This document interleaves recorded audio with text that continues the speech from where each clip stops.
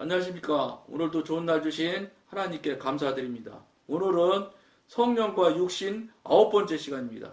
그러므로 형제들이 우리가 빚진 자로 돼 육신에게 져서 육신대로 살 것이 아니라 로마서 8장 12절 말씀입니다. 이 말씀은 그리스도인과 그의 육신을 올바른 관계를 잘 설명해 주고 있습니다. 헤아릴 수 없이 많은 성도들이 육신의 종이 되어 있습니다. 여기서 자꾸 육신이라고 하면은 내 맘대로 하는 걸 자꾸 생각하려고 하는데, 육신은 하나님 아닌 것은 어떤 표현을 쓴다고 할지라도 천사라는 표현은 안 쓰지만 천사라는 표현을 예를 들어 썼다 손쳐도 그거는 하나님과 관계없는 일이고, 하나님과 관계없는 일은 어떤 그럴듯한 용어를 썼을지라도 사단의 일이에요. 자꾸 여기 육신의 올바른 관계 뭐 이렇게 하면은 사단하고는 아닌가 보다 이렇게 여러분 협상하지 마세요. 그게 그 문제부터 여러분들이 스스로를 자꾸 신령한 사람이라고 착각하는데 시작이 되는 거예요. 하나님과 관계가 없는 사람은 다 사단의 사람이에요, 여러분. 헤아릴 수 없이 많은 성도들이 육신이 종이 되어 있습니다. 헤아릴 수 없는 게 아니라 전부 다지 뭐 말할 것도 없지요. 그들의 영적 생활은 그들의 육신 안에 완전히 감금되어 있습니다.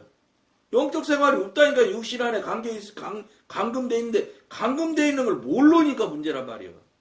근데 감금되어 있다는 것을 여러분들이 어떻게 알 수 있느냐면 아무런 문제가 없는 거예요. 그러면 보통 사람도 어떻게 돼?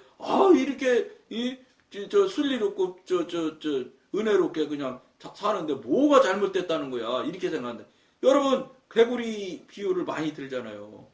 개구리가요, 물에다 탁 넣고 큰 솥단에다가 불을 살살 떼잖아요. 그러면 처음에는 막 수영한대요. 헤엄도 치고 논대요. 그러다가 이제 따뜻해지기 시작하잖아요. 그러면 좋잖아요. 그러면 따뜻해져서 이제 어느 정도 온도가 올라가면은 대자로 딱 퍼진답니다. 큰 솥 속에서.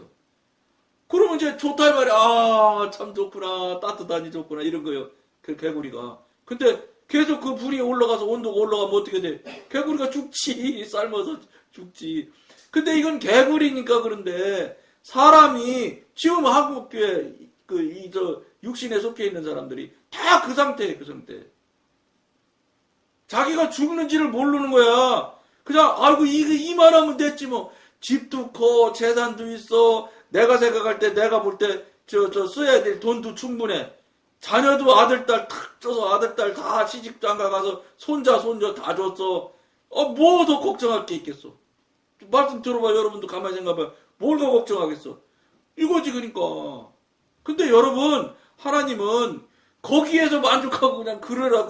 그러면 너 내가 천국에 데려올게. 이런 말씀 하신 적이 없다는 거야. 그렇게 해도 천국에 가신다고만 써있으면, 하나님이 약속만 하셨다면 얼마나 좋겠습니까? 그게 아니잖아, 그게, 여러분. 그게 문제라. 그게 안 되니까. 근데 안 되는 이야기를 하는 사람이 있냐? 없다는 거예요. 왜 안 하느냐? 그 얘기하면 교인들이 싫어하거든. 교인들이 싫어하면 교회 안 나와. 교회 안 나오면 어떻게 돼? 헌금 줄어. 헌금 줄면 어떻게 할 거야? 교회 지을 때 대출을, 이빠이 대출 받아가지고 그냥, 이빠이는 일반 말이지, 그냥 왕창 받아가지고 그냥 대출금 이자 못 내는데? 여러분, 대출 받아서 교회 짓는 게, 여러분들은 주장하는 목사님은, 어떤 목사님, 강남에 어떤 목사님 그렇게도 주장했답니다. 응? 3천억이 전투기 한 대가 3천억 갑니까? 난 모르겠는데, 전투기 한 대 값도 성전을 건축하는데 안 쓰느냐고 막 이렇게 독려를 하면서 헌금하라고 그랬다고 그래요. 그게 3천억 들여서 줬대. 왜 그걸 전투기 사는 값에, 전투기 값에다 대는지 모르겠어. 뭘 그래. 우주선도 있는데, 나사서 띄우는 우주선은 한 1조씩 막 이렇게 들어가지 않나요? 그거 너무 커서 그랬나? 착각하는 거예요. 무슨 소리냐? 첫째, 하나님이 돈 빌려서 교회 치라고 하신 적이 없어. 제가 경험하고 늘 지금 동행하는 우리 성령님의 성향을 봤을 때, 빚지고 하는 건 하나님 뜻이 아니에요. 첫째. 둘째, 하나님 뜻이 아닌데 빚을 쳐. 그럼 그게 어떻게 되는 거예요? 지가 스스로 자기가 그 굴레에 자기 스스로 굴레를 자기가 스스로 쓰는 거예요. 그 굴레가 뭐예요? 대출 이자 내는 거. 대출 이자 안 내면 교회 경매당하는데? 그러니까 어떻게 했어요? 굴레를 자기가 쓰고 그 굴레에 자기가 진짜 헐레벌떡 그냥 감당 못할 짓을 하고 앉는 거예요. 그러니 장로님도 그렇지 모든 교인들이 다 짐이 되는 거예요. 그게 대출금 해서 교회 치면 그러니까 교인들까지도 대출 이자 못 내겠네 이렇게 걱정하게 됩니다. 이게 여러분 이게 하나님 뜻하고 무슨 관계가 있어? 목사님 명예욕이지. 교회 커지면 미안하지만 다 저 자랑거리는 그 목사님 혼자 다 가져가시는 거예요. 뭘 성도가 가져갈 게 뭐 있어? 교회에서는 전부 다가 목사님이고 전부 다 책임도 목사님이 지어야 맞는다고 나는 생각하는 사람이에요. 교회에서 무슨 성도 장로들이 무슨 책임이 있어요? 목사님들 다 하는 거지. 근데 책임질 때는 쏙 빠져나가요. 이게 현실이잖아요. 그러니까 설교를 교인들을 향해서 책망하는 소리를 할 수 있나요? 못하지요. 교회 안 나오면 어떡하게. 여러분 이게 별거 아닌 일 같지요? 이런 태도와 이런 모양, 이런 사이클로 한국교회가 다른 부분, 전 분야가 다 그렇게 흘러가고 있다는 거예요. 그러니까 교인이, 성도가 신앙이 되겠냐고요. 신앙이라고 할 수가 없지요. 그러니까 신도라고 할 수 있어요. 신도는 많을런지 모르겠는데 성도는 없어. 학교에 선생만 막 바글바글하고 스승이 없는 것과 똑같은 상황이에요. 학교도 선생이 많고 스승이 없는 이유도 있지요. 학교 같은 경우는. 요새 선생님들이 휘줄이 때릴 수가 있습니까? 때리면 바로 동영상 찍어서 유튜브에 바로 그냥 교육부다 신고하는데. 그러니까 선생선에서 넘어갈 수가 없어. 스승을 어떻게 합니까? 스승은 강한 책망도 있는 거예요. 야, 영국 같은 데는 휘투리로 때리라고 때려도 되는 걸로 법으로 돼 있다대. 이게 현실 아니에요? 선생은 있어도 스승 없는 학교나 교회에 신도는 버글버글한데 성도는 하나도 없다는 거예요. 이것을 여러분 이 말에 대해서 이 문제에 대해서 쉽게 생각하면 안 돼요. 아, 나는 성도야. 언제 성도라고 그랬어? 하나님이 성도라고 해야 성도지. 내가 성도라고 하면 성도가 됩니까? 즉 그들은 두 개의 다른 인격을 가지고 있습니다. 그 앞에부터 읽어드려볼게요. 그들의 영적 생활은 그들의 육신에 완전히 감금되어 있습니다. 그들은 두 개의 다른 인격을 가지고 삽니다. 즉 속사람을 바라볼 때는 신령하며 하나님께 가까이 있고 생명이 넘치는 것처럼 느낍니다. 그러나 겉사람을 따라 살 때는 타락하고 육신적이며 하나님과 멀리 있는 것처럼 느껴집니다. 이때 그들은 자신의 몸에 순종하기 때문입니다. 몸이 바로 육신이에요. 육신은 즉 자아고 자아는 경험, 자기 실력, 자기가 아는 지식 다 자아에 들어가는 거예요. 이들에게는 육신이 큰 짐이 됩니다. 육신이 조금만 불편해도 그들의 생활이 달라집니다. 그들은 가벼운 질병이나 고통에도 동요되고 자기 사랑과 자기 연민에 빠집니다. 이와 같은 상태로는 영적 행로를 따라가는 것이 불가능합니다. 이거는 안 되죠. 육신에 속한 사람, 사단에 속한 사람의 대표적인 형태인데 거기서 살면서 어떻게 하나님을, 성령님을 바라볼 수 있어요? 거기서 뚫고 때려서 부시고 이 안으로 넘어와야지 바뀌지. 그렇지 않으면 방법이 없어요. 넘어오는 데까지는 여러분들이 해야 돼. 그 다음부터는 성령님께서 성장 성숙시키고 키워가시는 거는 성령님께서 하시는 거예요. 그러니까 여러분들이 이 방송을 왜 봐야 돼? 보고 여러분들 자신을 스스로 깨닫고 깨우쳐서 거기서 벗어나는 것을 여러분들이 빨리 경험을 하셔야 돼. 그렇지 않으면 그 안에 있으면 무슨 밧줄 줘서 하나님께서 그 밧줄을 때롱때롱 매달리면 이렇게 건져서 옮겨줄 걸로 생각하면 안 돼요. 그런 하나님은 아니요. 최소한도 여기까지 오는 거는 하셔야 돼. 12절에서 바울 사도는 그러므로라는 말을 씀으로써 앞에서 설명한 것을 근거로 결론을 내리고 있습니다. 우리는 이 구절이 10절과 11절 말씀에 직접적으로 연결된다고 믿습니다. 10절에서는 몸이 죽었다고 선언합니다. 또 11절에서는 성령이 죽을 몸에 생명을 주신다고 말합니다. 이 두 가지 육신의 상태를 근거로 하여 바울은 이렇게 결론을 내립니다. 그러므로 형제들아, 우리가 빚진 자로 돼 육신에게서 육신대로 살 것이 아니니라. 육신에게서 육신대로 살면 안 된다 이 말이죠. 빚은 졌지만 빚을 빚진 자니까 빚 주신 채권자가 누구예요? 하나님이잖아요. 독생자 예수 주셔서 우리 생명을 다 그분이 대체해서 대신 돌아가심으로 해서 우리 생명 다 사신 거 아니에요. 그럼 우리가 왜 우리 거라고 생각하세요? 하나님 거지. 이미 돈 지급 끝났어. 응? 그런데 자꾸 우리는 우리가 주인이 되는 거예요, 지금. 그러니까 안 된다는 거예요, 그게. 거기서 이 멈춰 있는 상태에서. 그러면 환경 상태에서 이렇게 이런 방송에서 이렇게 하는 부분들이 이런 이야기를 하는 분들이 많이 있어야 되는데 없잖아요, 절대로. 절대적으로 없어, 지금. 한국 교회에 이렇게 이런 이야기를 하는 곳을 저는 못 찾았어. 들은 적이 없어. 그나마 어쨌든 박보영 목사님이 그래도 많은 이야기를 하시잖아요. 전 그분 목사님 설교를 아주 즐겨 듣거든요. 그분 그런 말씀을 다 하시더라고. 너무 그런 말씀들은 영의 사람 아니면 할 수가 없는 말이에요. 뭔지 아세요? 박보영 목사님은 성경 안 읽으면은 다른 책을 안 읽는데요. 그 왜 안 읽는다고 말씀하세요. 왜 안 읽냐? 다른 책을 읽으면 성령님이 하시는 일에 말씀하시는 것에 자꾸 영향을 미치는 거예요. 당연하지. 사람이 쓴 책인데 물론 성령님의 지도를 받아서 쓰는 책도 있을 수 있겠지요. 그러나 오늘날의 책이 얼마나 그런 책이 있어요. 전부 사람 머리에서 나오는 책 정도 수준이지. 물론 또 간증을 쓴 책도 있을 수 있겠지요. 그렇지만 어찌됐든 목사님 말씀은 그렇게 말씀하시더라고. 책을 외부적인 일들을 자꾸 읽어드리면 영향을 자꾸 미친다는 거예요. 얼마나 참 은혜로운 말씀인지. 저는 그 말씀이 그렇게 은혜로운 말씀일 수가 없어요. 이야, 이분은 진짜다, 진짜. 진짜 아니면 그런 소리 못해요. 여러분, 일반 교회 같으면은요, 목사님한테 한 달에 책값으로 몇십만 원씩 따로 별도로 드려요. 목사님들 책 읽으셔야 된다고. 자, 어떤 것이 여러분 생각에는 맞다고 생각하세요? 잘 생각해 보셔야 돼. 저는 그래요, 저는.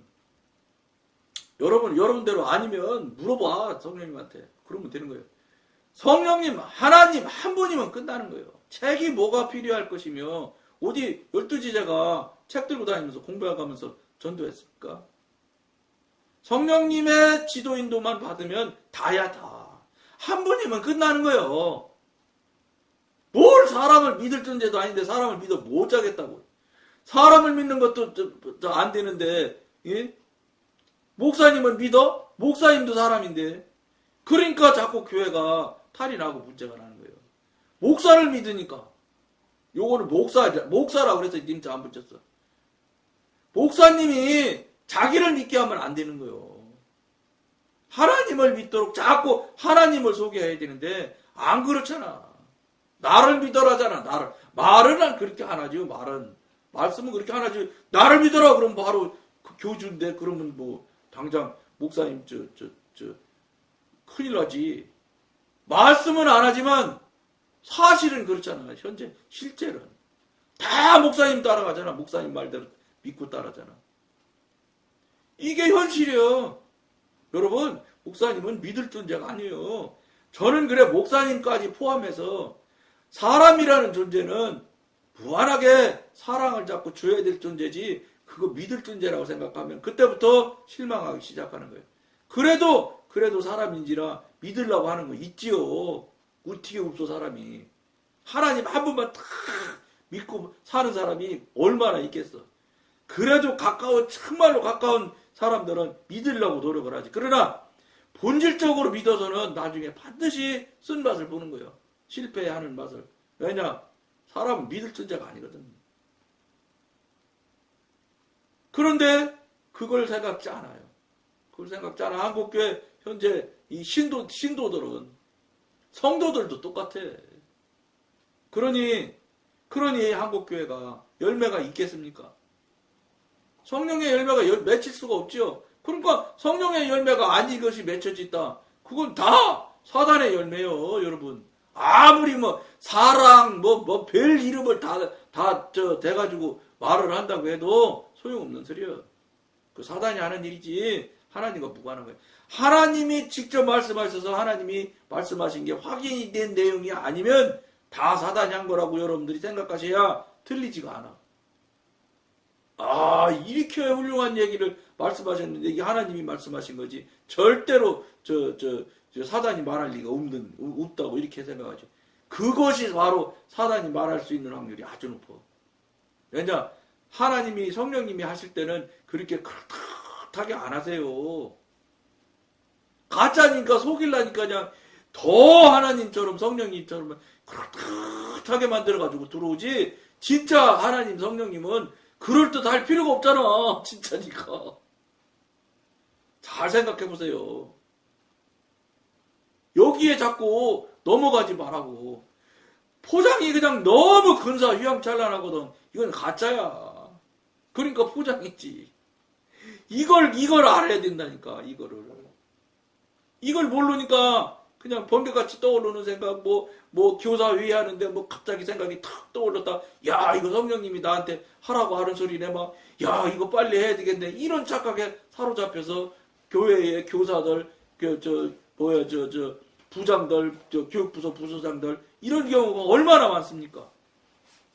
그뿐만이요? 장로님들은 안 그러겠어? 목사님은 안 그러겠어?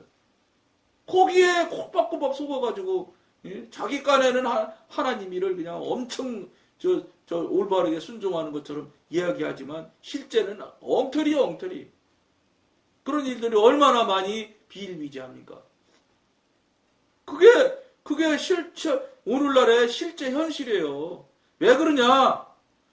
여러분, 하나님의 성령님이 이끄시는 뜻대로 가게 되면은 물론 완전할 수는 없을 겁니다. 그러나 와글와글 할 수 있어요. 교회가 시끌시끌 할 수는 있습니다. 그러나 하나님의 뜻대로 가게 되면 그 뜻대로 가게 되면은 절대로 시끌시끌 했던 것들이 잠잠해져요. 자꾸 가라앉아요. 근데 사단이 하는 건 어떻게 되느냐? 처음에는 아주 조그맣게 소리 나요. 아주 있을 듯 말 듯한 소리가요. 그런데 이놈의 소리가 자꾸 커져요. 즉 나쁜 쪽으로 자꾸 확대 재생산을 한다고. 이게 사단이 하는 일들의 특징이에요.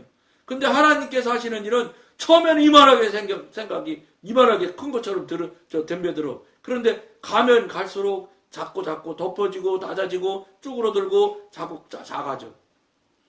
이런 것들을 여러분들이 경험을 하며 체험을 하면서 아, 이게 다른 게 있구나 하는 걸 여러분들이 빨리 경험을 하셔야 돼요.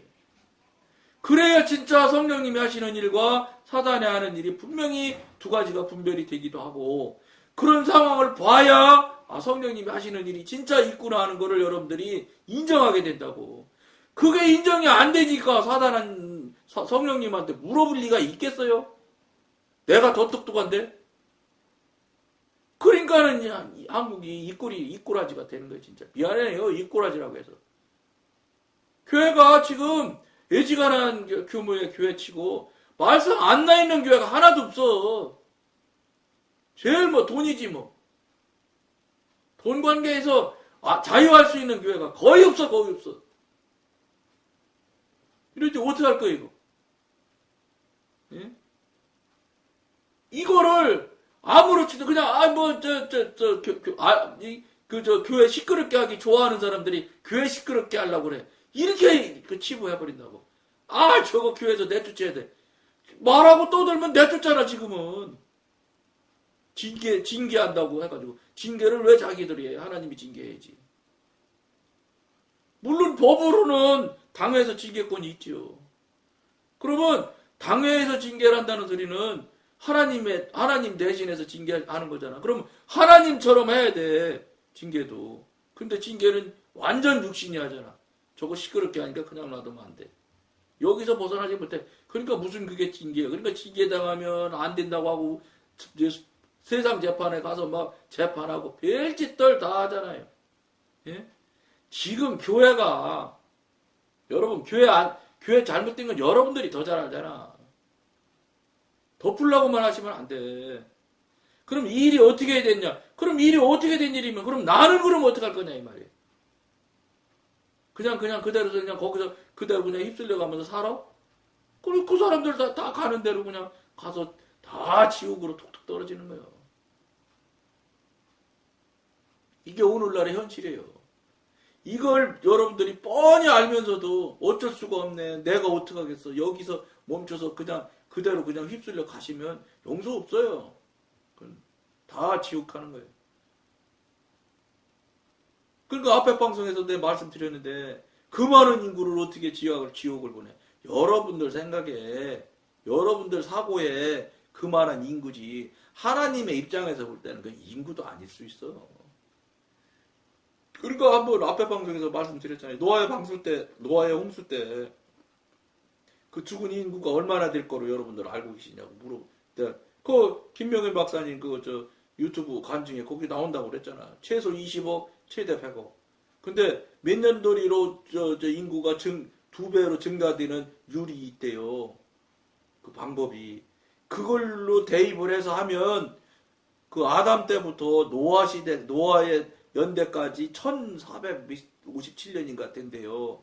그 1457년인가 뭐 1400 몇 년치를 다 해서 몇 년마다 배가 되는 걸로 이렇게 곱곱곱곱 이렇게 하잖아요. 그럼 100억도 넘는데요. 170억인가 얼마 나온대. 물론 숫자는 여러분 틀릴 수 있어. 자꾸 뭐 숫자 틀렸다고 따지지 마. 그렇게 어마어마한 인구가 추정이 된다는 거예요. 그러면 여러분 다 죽었어. 8명 살고. 그럼 뭐 그렇게 하나님이 무지막지하신 분일 수도 있어. 근데 뭐 지금 대한민국의 인구 개신교에서 주장하는 대로 다 3분의 1이라고 칩시다. 1500만 밖에 더 됩니까?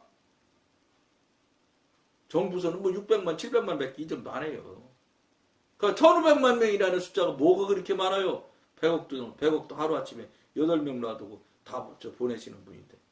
40일 주야로 비왔어? 40일 만에 싹 다 죽은 거예요. 물론 똥똥 떠다니면서 45일 간 사람도 있겠지. 그건 나도 모르겠지만 어쨌든 다 죽었잖아요. 성경에 나오잖아. 기식이 있는 거는 다 죽었다 이렇게 나왔잖아. 여러분 그런 도리로 상식으로 여러분 계산하면 안 돼. 한 사람이 중요한 거야.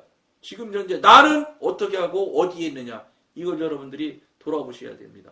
이걸 간절히 여러분한테 꼭 그렇게 하시기를 권해드리면서 오늘 여기까지 하겠습니다. 감사합니다.